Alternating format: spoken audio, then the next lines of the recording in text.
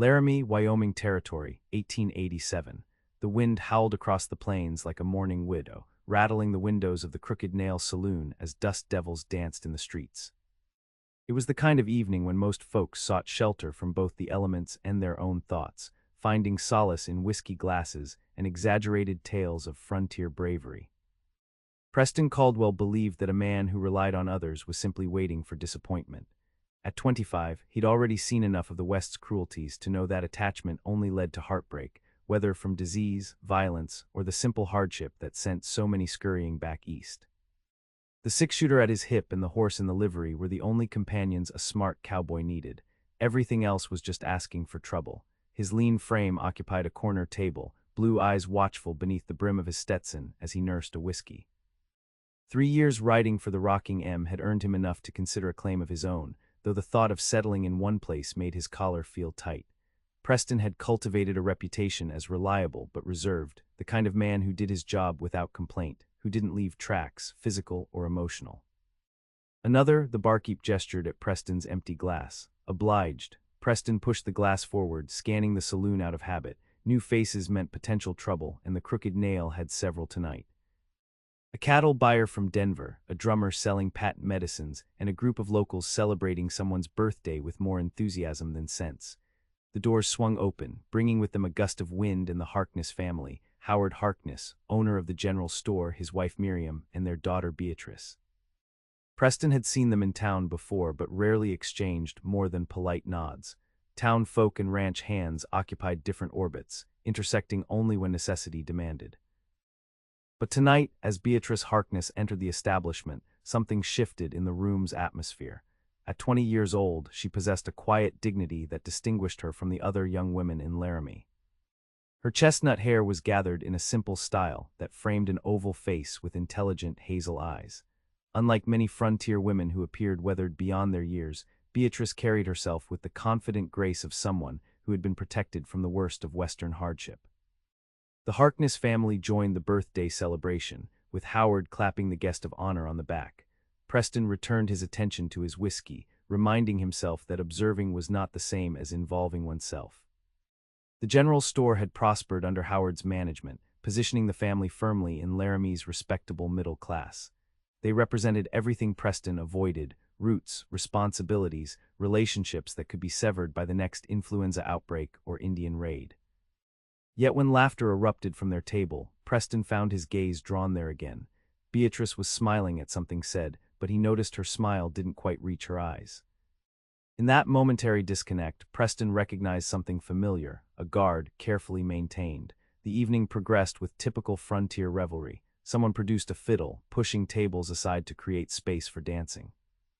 Preston declined multiple invitations to join, content to observe from his corner. The cattle buyer had apparently decided that Beatrice would make an excellent dancing partner, his persistent requests becoming increasingly difficult for her to politely refuse. When Howard and Miriam stepped outside for air, the cattle buyer cornered Beatrice again.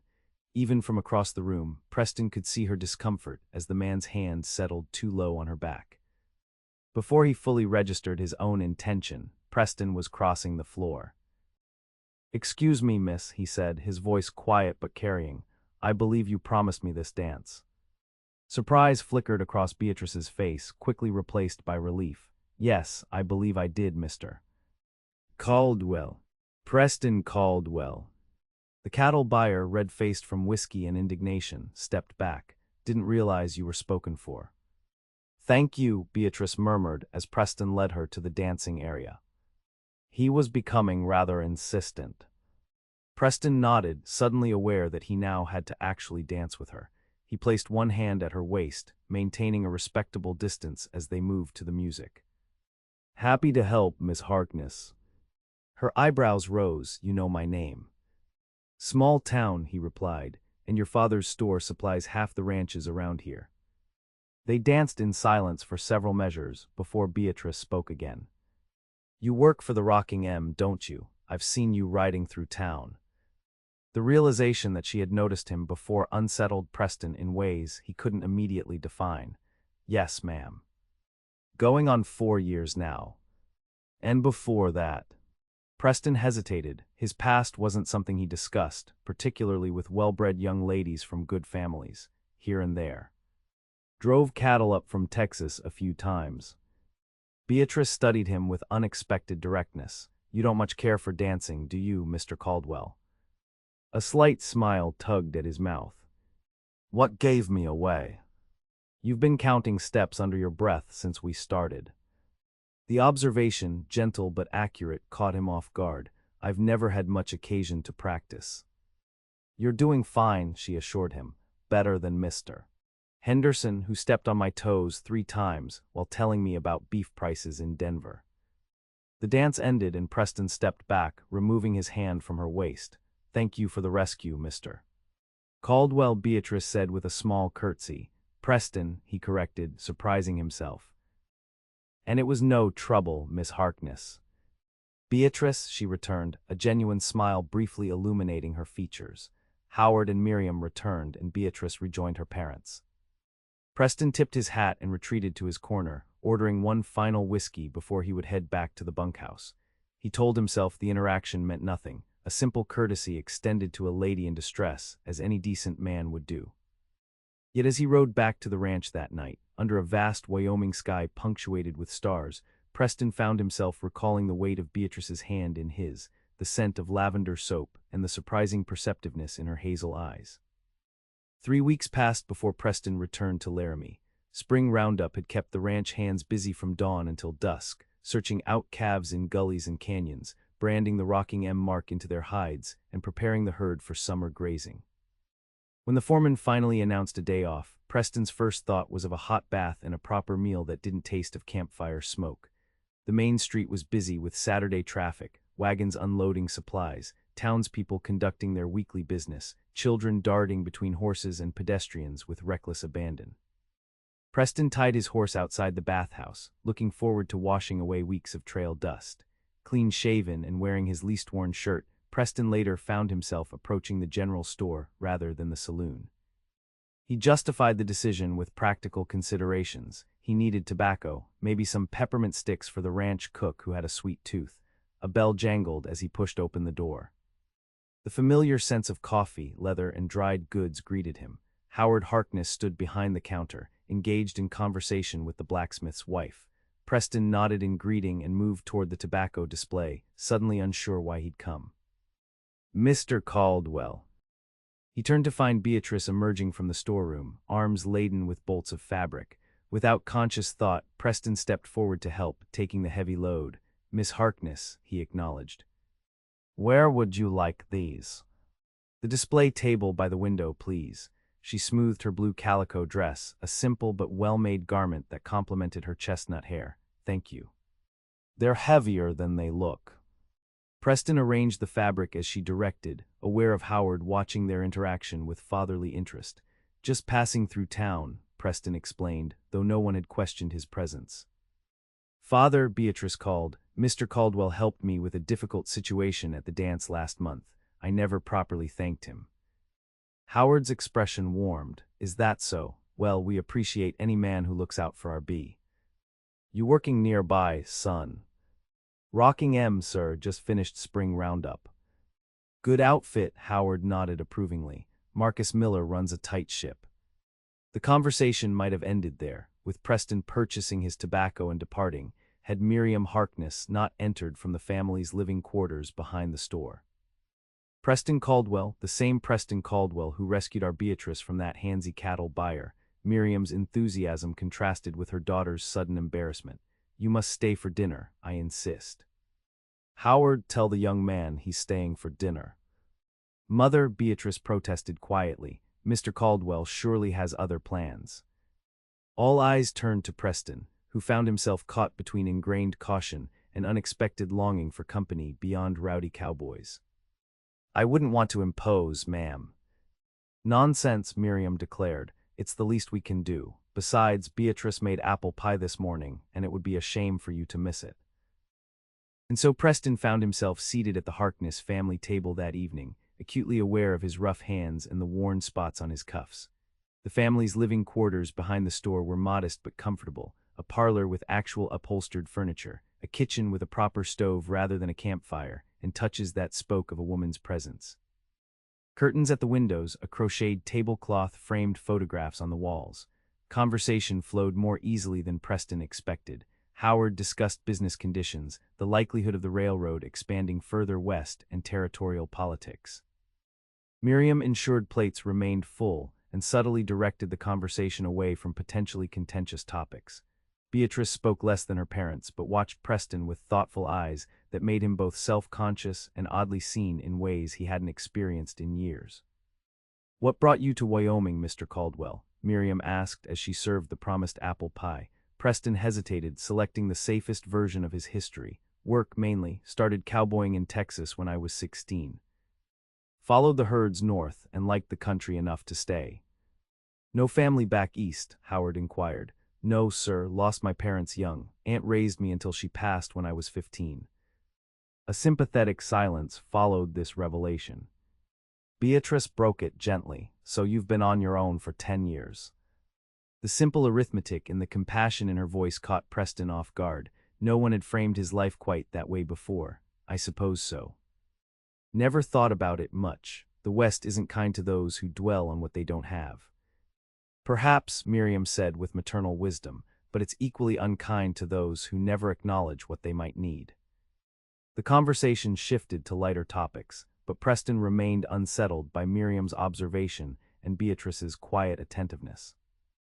When the meal concluded, he thanked the family sincerely, promising to return the hospitality if they ever found themselves at the Rocking M, though he knew town folk rarely ventured onto working ranches without specific business.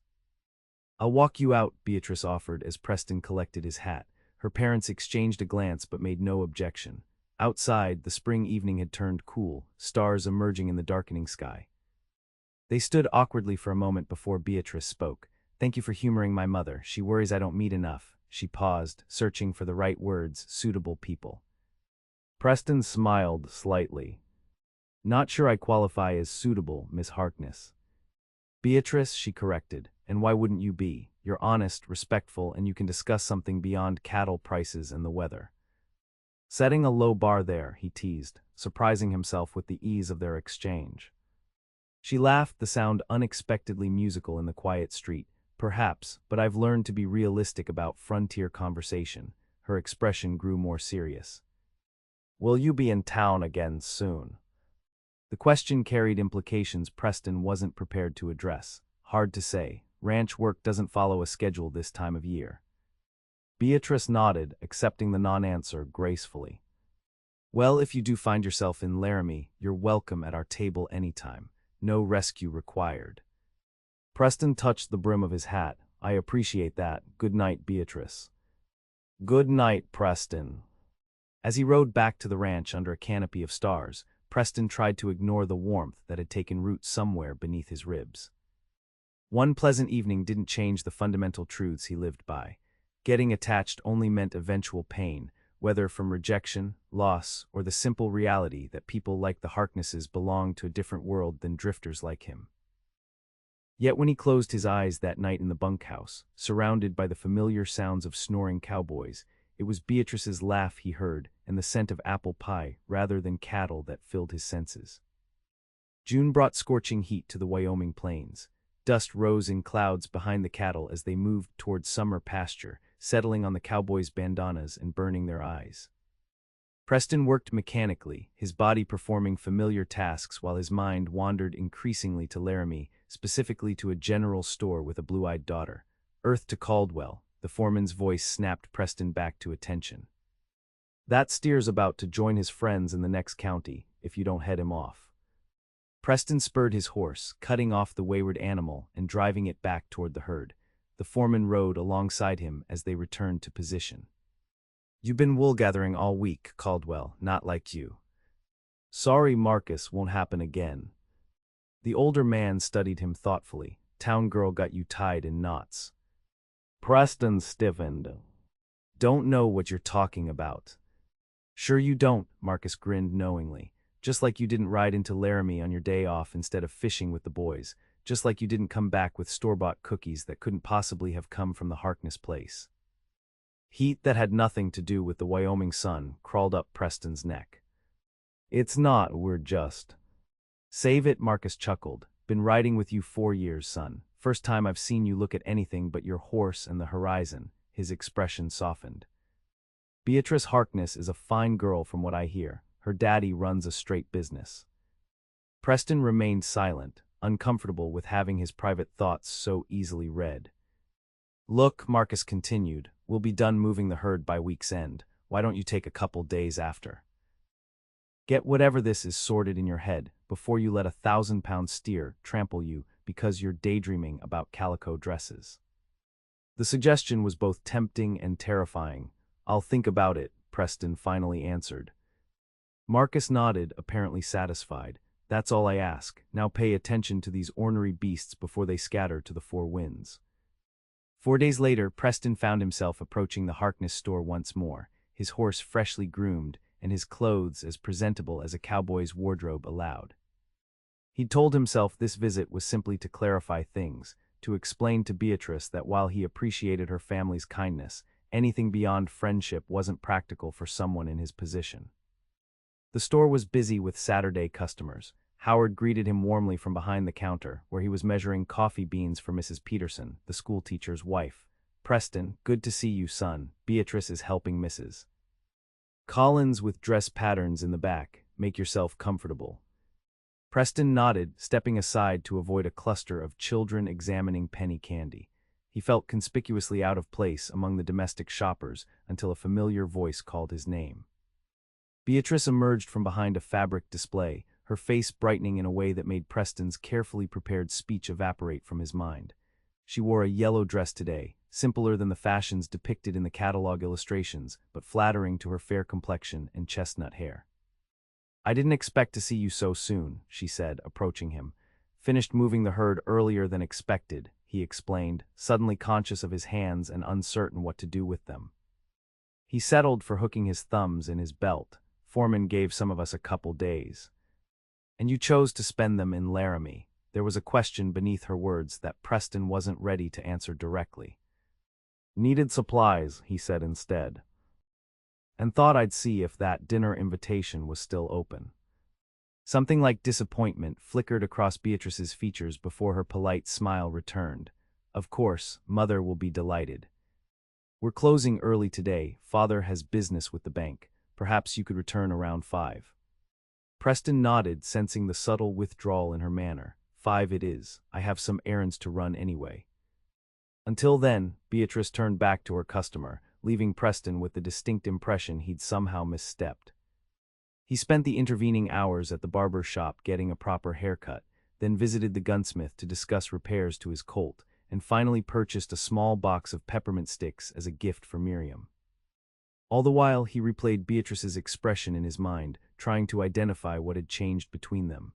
At 5 o'clock, Preston arrived at the Harkness residence, gift in hand and uncertainty dogging his steps.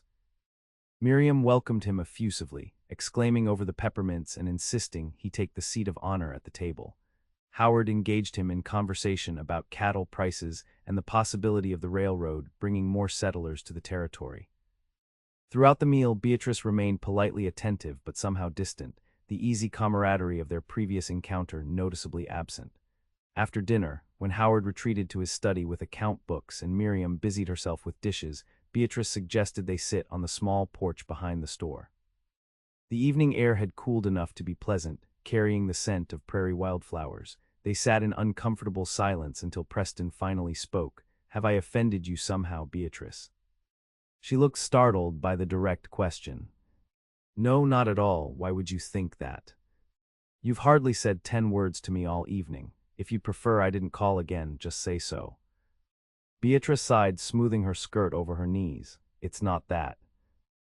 I enjoy your company very much. She hesitated, then continued with careful deliberation. But I'm not interested in being someone's convenient entertainment when they happen to be in town. Preston stared at her, genuinely confused.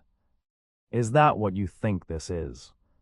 What am I supposed to think? A hint of frustration colored her voice. You appear unexpectedly, accept our hospitality, then vanish for weeks with no word. Today you return and mention dinner only after explaining you needed supplies and happened to be in town. Understanding dawned, bringing with it an uncomfortable recognition of his own cowardice. He'd been so careful to maintain plausible deniability about his interest in Beatrice that he'd actually hurt her feelings. "That's not," he began, then stopped, forcing himself toward honesty. "I've been thinking about you. More than I should, probably." Her expression softened slightly. "Then why not simply say so?" Preston removed his hat, running a hand through his hair as he searched for words. "Because I'm a saddle tramp with no prospects beyond working other men's cattle. Because your father is a respected businessman who surely wants better for his daughter. Because getting attached to people in this country is usually the quickest way to heartbreak." "Those sound like excuses, not reasons," Beatrice said quietly. "And rather presumptuous ones at that." "Presumptuous." "Yes, you're making decisions based on what you think I want, or what my father wants, without actually asking either of us." She turned to face him directly. "Do you know what life is like for women out here, Preston? We're outnumbered 4-1. Half the men who come calling are looking for a housekeeper they don't have to pay, and the other half can't string together a coherent thought beyond their next whiskey." Preston couldn't help the small smile that formed at her blunt assessment. "That bad, huh?" "Worse sometimes." Her expression remained serious. "I'm not asking for declarations or promises, but I am asking for honesty. If you enjoy my company and wish to call on me properly, then do so. If not, then we can part as friends, no harm done." Her directness both challenged and liberated him. "I do enjoy your company, very much, and I would like to call on you properly if you'll allow it." The smile that bloomed across her face made Preston's chest tighten with unfamiliar emotion. "Good. That wasn't so difficult, was it?" "Terrifying, actually," he admitted with a wry grin. Beatrice laughed, the tension between them finally dissolving. "Braver men than you have quailed before the prospect of courtship, Mr. Caldwell." "Courtship," he repeated, testing the word. "Is that what we're doing?" "That depends," she replied with newfound confidence. "Are you planning to visit again before the snow flies?"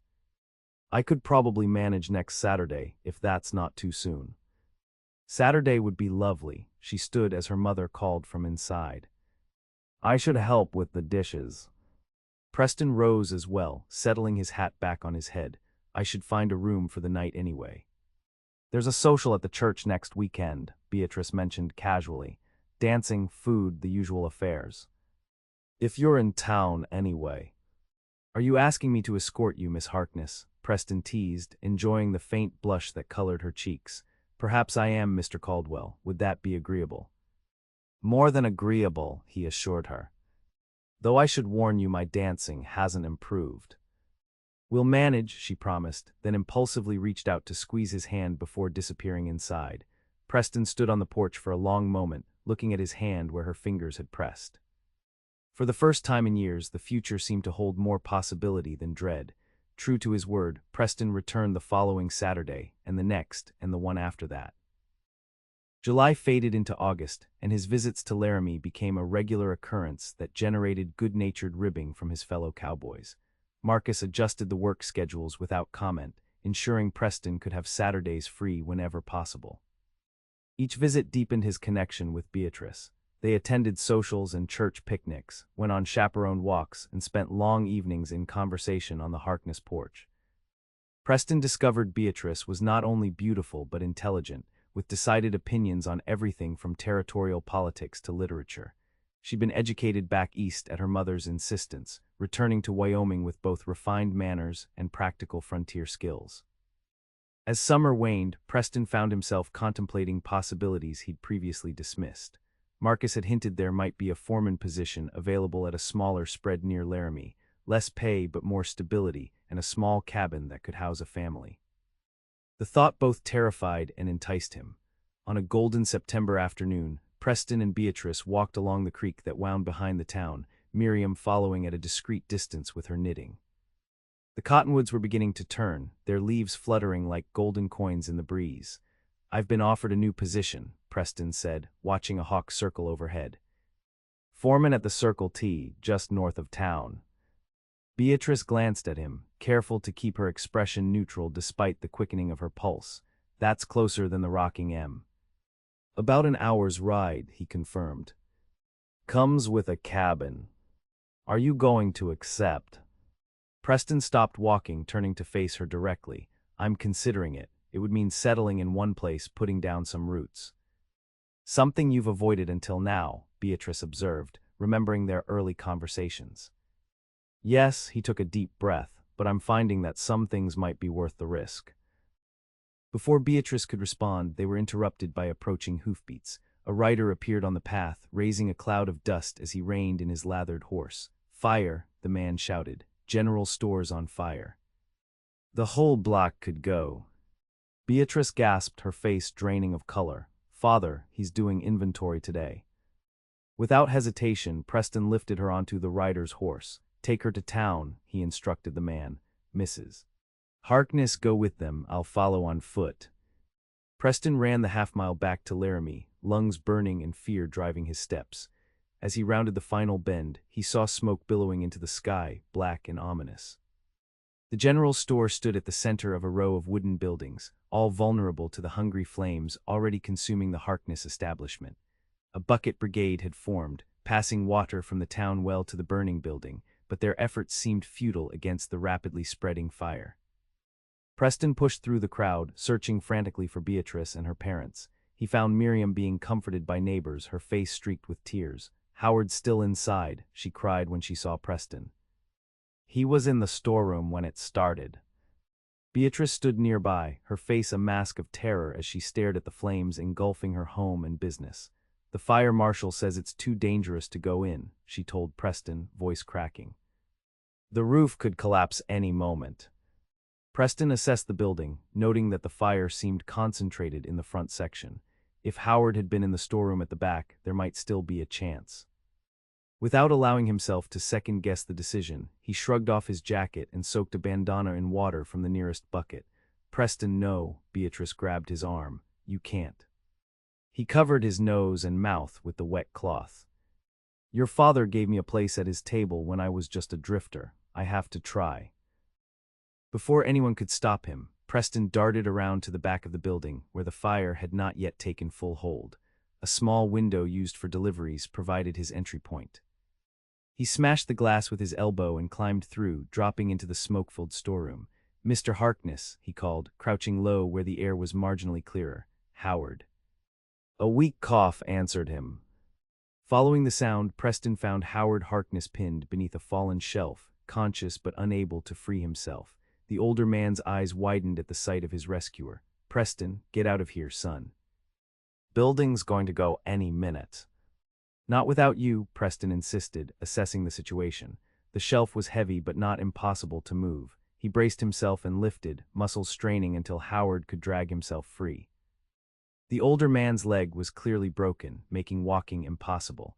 Without hesitation, Preston hoisted him into a fireman's carry and headed for the window. The smoke was thickening, flames beginning to lick through the wall separating the storeroom from the main shop. Preston boosted Howard through the window first, strong hands from outside, helping to pull the injured man to safety. As Preston prepared to follow, a thunderous crack announced the collapse of something substantial in the main store. The floor beneath him shuddered ominously. With a desperate lunge, Preston grabbed the windowsill and hauled himself upward, feeling the heat intensifying behind him. Hands seized his arms, dragging him through the opening just as a secondary explosion, likely from lamp oil or gunpowder stock, rocked the building. Preston and his rescuers tumbled backward onto the ground as burning debris rained around them. Ears ringing and lungs burning, Preston lay gasping like a landed fish, dimly aware of activity around him, as Howard was carried away on a makeshift stretcher. A cool hand touched his soot-blackened face. Preston opened his eyes to find Beatrice kneeling beside him, tears cutting clean tracks through the dust on her cheeks. You incredible fool, she whispered, voice breaking. You could have been killed. Preston managed a weak smile. Couldn't let anything happen to your father, who'd give me permission to court his daughter. A sob escaped Beatrice as she bent to press her forehead against his. I don't care about permission. I care about you. Those simple words, spoken in the chaos of fire and destruction, penetrated deeper than the smoke in his lungs. For the first time, Preston allowed himself to acknowledge what he'd been fighting for months. He loved this woman, with a depth and certainty that terrified and exhilarated him in equal measure. The fire ultimately claimed the general store and two adjacent buildings before it was brought under control. The Harkness family lost nearly everything: their home, their livelihood, and most of their possessions. Howard's broken leg and smoke inhalation left him bedridden at the doctor's house, where Miriam kept constant vigil. Preston, after being treated for minor burns and smoke damage to his lungs, threw himself into helping the family. He organized cowboys from surrounding ranches to salvage what could be recovered from the ruins and secure temporary shelter. The community rallied around one of their most respected families, offering accommodations, clothing, and promises of support for rebuilding. 2 weeks after the fire, with Howard still recuperating but improving, Preston found Beatrice sitting alone on the porch of the boarding house, where she and her parents had been given rooms. The evening was cool, autumn firmly established in the shortening days and cooling nights. "How's your father today?" Preston asked, taking a seat beside her. "Better. Doctor says the leg is healing well, though he'll always have a limp." Beatrice sighed, looking toward the charred skeleton of the store visible down the street. "He's already making plans to rebuild, talking about ordering new stock. Mother's worried it's too much for him at his age." Preston nodded, understanding the concern. At 55, Howard faced a daunting task in reconstructing his business from ashes. "What about you? What do you want?" Beatrice considered the question with characteristic thoughtfulness. "I want my parents to be secure and happy."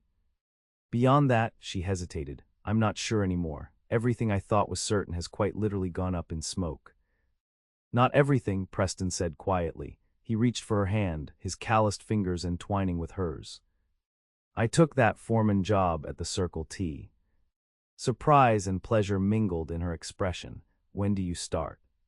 "Already have. Marcus gave me an early release from my contract at the Rocking M, given the circumstances." He paused, gathering his courage. "I've been fixing up the cabin. It's small but solid. Good roof, tight windows." "That's wonderful, Preston. I'm happy for you." "I didn't do it just for me." The words came more easily than he expected, as if they'd been waiting for this moment. "I've been thinking your father's going to need help rebuilding. Capital, labor, someone to manage things while he recovers." Beatrice looked puzzled. "Yes, but—" "I have savings," Preston continued. "Not a fortune, but enough to make a difference. And I know every rancher and cowboy in 3 counties who'd be willing to lend a hand with the actual construction."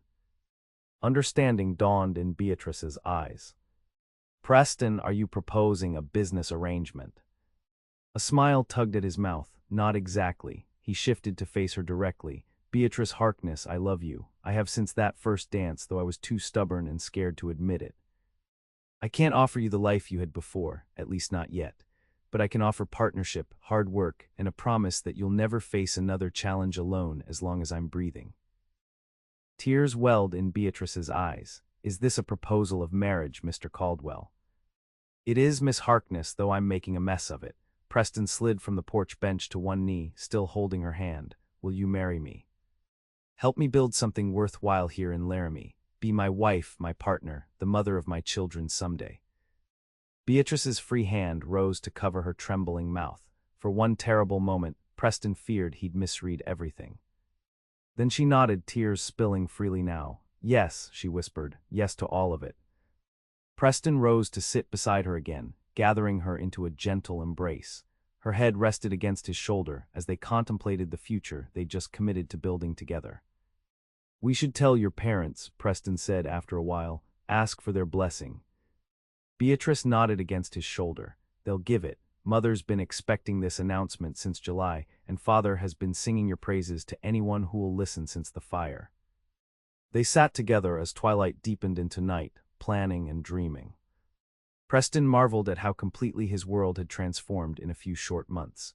The man who had believed attachment only led to pain now found himself eagerly anticipating a life defined by connection, to Beatrice, to her family, to Laramie itself.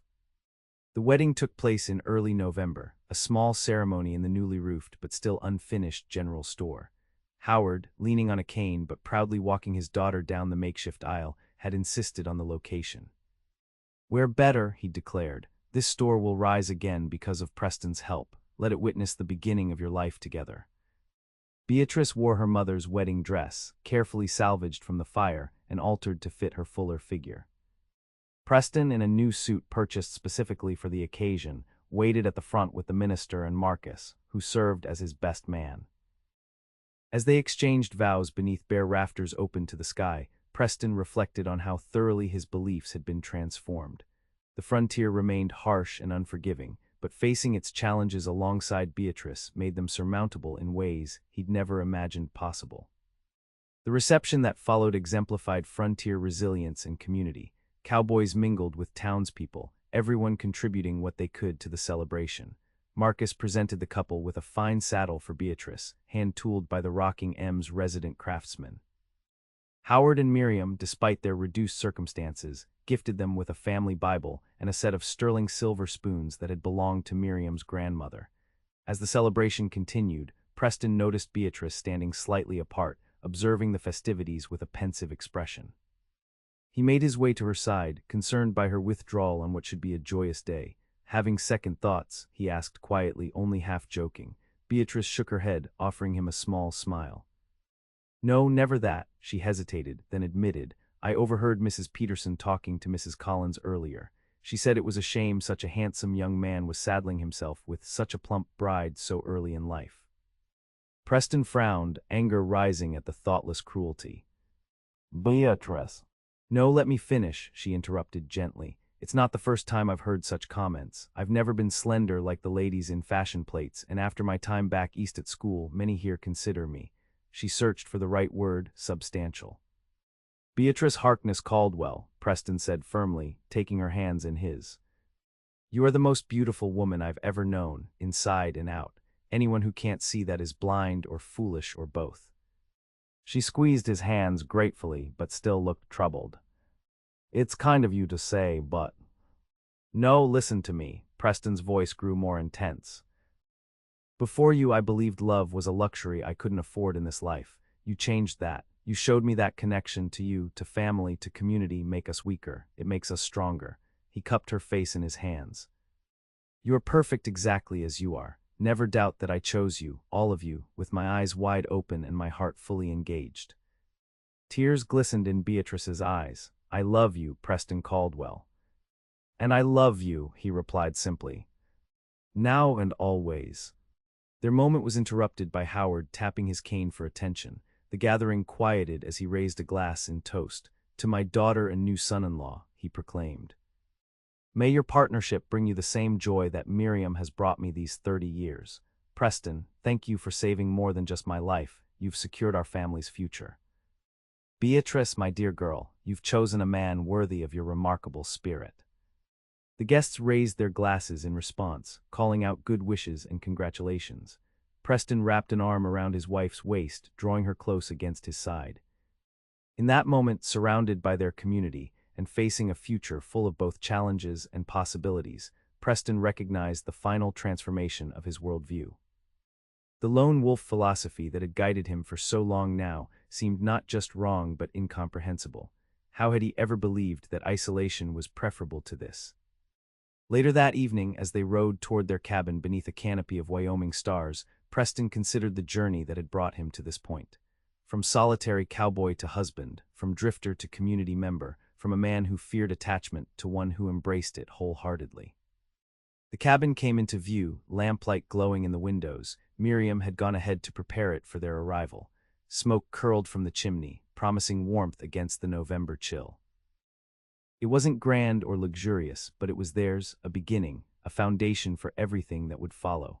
Preston helped Beatrice down from her horse, then surprised her by sweeping her into his arms to carry her across the threshold. Her laughter, bright and uninhibited, seemed to him the perfect sound to christen their new home. "Welcome home, Mrs. Caldwell," he said as he set her gently on her feet in the main room. Beatrice looked around at the simple furnishings, the table he'd built himself, the rocking chair that was Marcus's wedding gift, the quilt Miriam had salvaged from the fire now draped across their bed in the corner. Her eyes shone with happiness as they returned to his face. "It's perfect," she declared, and Preston knew she meant not just the cabin but everything their union represented, the promise of partnership, family, and a love strong enough to weather whatever the frontier might throw their way. As Preston closed the door against the gathering darkness, shutting out the wilderness and enclosing them in the warmth of their new home, he silently thanked whatever twist of fate had led him into the Crooked Nail Saloon on that windy evening months ago.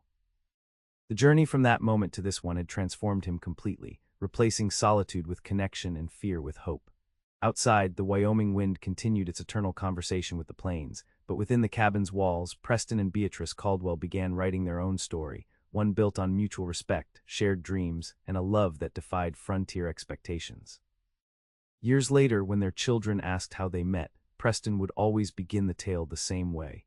"I thought I knew everything about surviving out west until I met your mother. She taught me the difference between surviving and living, and that love, far from being a luxury, is the most necessary provision of all."